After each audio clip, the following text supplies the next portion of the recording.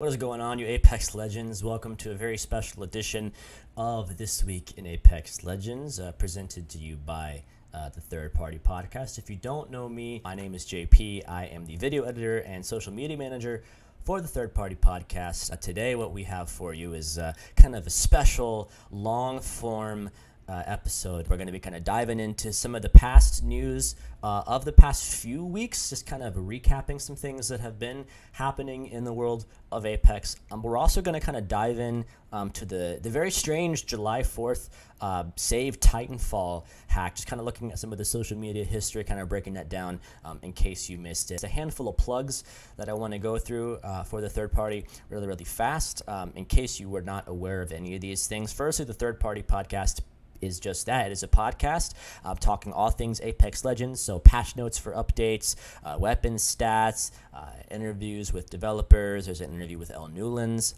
the voice actor for Horizon. The podcast is on all major streaming platforms, so Spotify, Apple Podcasts, stuff like that. And if you're not currently listening to the podcast, highly recommend that you do that.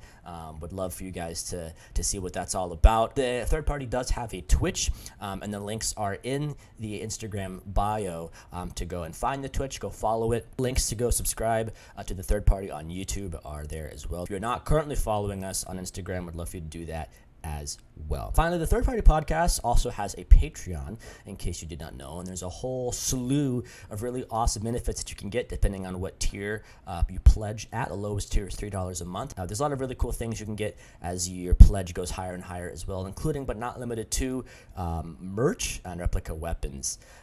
So just a lot of really cool stuff there. Go check it out if you want to support the Third Party Podcast. Maybe you've been listening to the pod for a while, but you want to show your support in an additional way.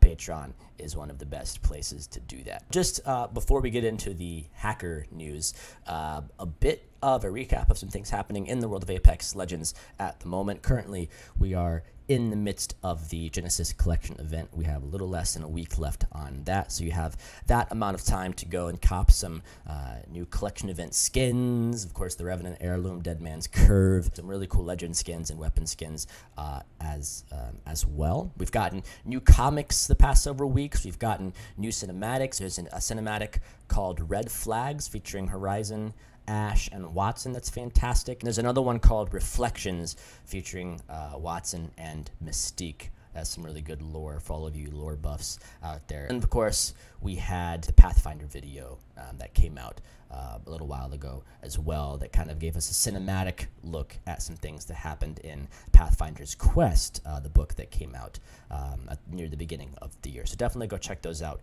if you have not yet. The big story, though, of course, is the hack on July 4th. So we're just going to kind of take a look at the thread here. I noticed some of the social media news about it here on the East Coast starting around 9 in the morning. However, Respawn's first response on social media, as far as I can see, didn't come till around 4 p.m. People were just going crazy about it, just insane. Basically, what happened, if you missed it, was there was a hack that made Apex basically unplayable for a lot of people for the whole entire day. What people were finding when they exited games in the morning was that they were given this kind of page that asked them to be redirected to a website, to the Save Titanfall website. And then when they got out to the main lobby of the game, they found that all their playlists had been replaced by this Save Titanfall playlist, and they couldn't get into any games. They couldn't get into arenas. They couldn't get into ranked. They couldn't get into pubs. None of it. And this freaked a lot of people out because that's a pretty major hack, to hack the whole of the Apex system in a way that just makes the game unplayable. I successfully got in probably around 9:30, 10 o'clock Eastern time, and by that time, Respawn had pretty much confirmed that they had a fix, but I'm just going to kind of go on down the thread here. So around 4 o'clock in the afternoon, Eastern time, Respawn tweeted out, "We are aware of and actively investigating issues impacting Apex playlists that are preventing players from getting into matches." You can see this tweet blew up. About an hour later at 5, continuing to investigate the issue. They're providing hourly updates, so they're committing to the hourly updates. Hourly updates still coming, 6 o'clock. Team is working on a fix. So again, kudos on the team to coming in on July 4th, a holiday when I'm sure a lot of them were wanting to spend the day probably grilling out with their families, just celebrating the Independence Day. Very, very committed team over at Respawn, obviously, and I know it's very easy to get upset at something like this can happen, and clearly it shouldn't be happening. Big kudos to the team for getting up there and working hard to fix the problem. Now we have an update at 7 o'clock. They're testing a fix, and we'll update when they have more confidence. Additional updates may be required. So again, just as hourly updates continuing to come. This was the big thing, I think, one of the big things for me to notice anyway, was in the meantime, we've determined that this attack, while disruptive, does not put players' personal information or accounts at risk. And I think when you have a game like Apex that has a hack happen to it like this, I think that is one of the underlying concerns for a lot of people. Is obviously you can't play the game, but if someone has managed to hack the game to this degree where they've replaced all the playlists and the game is virtually unplayable, what else could occur? And so that was a really big thing for Respawn to be able to say, was that all it is the game can't be played for you guys right now. 9:11 p.m. published a server update targeting at solving the matchmaking, following up in an hour. And it was kind of between this time that I think I hopped on for the first time that day and noticed that matchmaking had returned. Finally, their final tweet just after 10:15, we have confirmed that matchmaking has been restored and we're keeping an eye on things, but believe the issue to be resolved.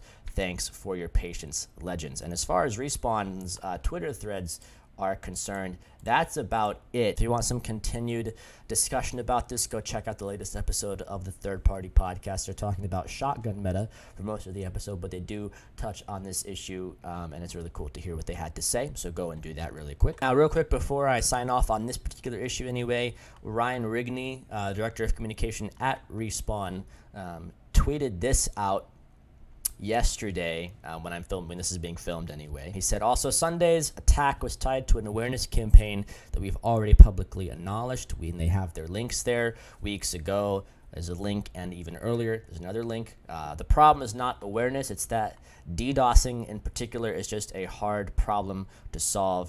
We're aware of a new wave of DDoS attacks affecting the Titanfall games teams responding. And I think I may have even brought this up on a prior episode of This Week in Apex Legends as well. And here he goes. He continues the thread. The team has never stopped working on DDoS solutions, and anti-cheat is a never-ending war of whack-a-mole.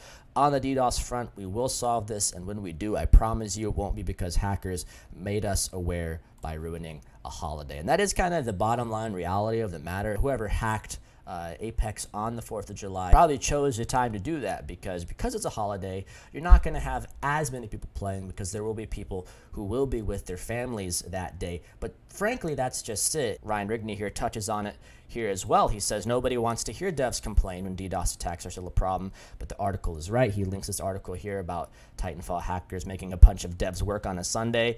He said, I was holding my newborn nephew when I found out about the Apex hack, had to hand him back, go work, and miss out on a day with family. So that is kind of the bottom line, is that, despite the fact that there were going to be less players playing on this day, number one, because it's a Sunday, and number two, because it's Independence Day here in the States, it's still a reality that people had to miss out on time with family to go back to work to figure this out. And so kudos to them for being willing to do that, but it's still something that I think should be recognized and didn't really deserve to have to happen. So that pretty much wraps it up for this kind of special episode of This Week in Apex Legends. I hope you Legends enjoyed.